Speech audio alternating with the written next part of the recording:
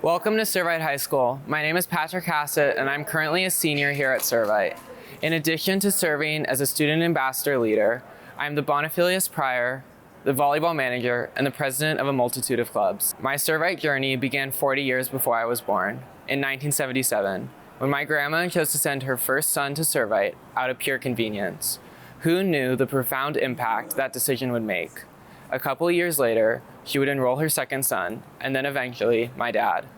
The education and formation my dad received here caused him to send both my brother and I. I knew I was coming to Servite for a very long time, and always looked forward to the day. Every day for the last 4 years, where I have been able to walk through those gates and call myself a friar, I have been grateful. While I could stand here and talk about our world-class academics, it is the brotherhood and formation process that makes us truly unique. Whether it be deep conversations on Kairos retreats or the excitement of tricycle races in the quad, the bonds shared between brothers extend far beyond this campus. Servite is more than just a school.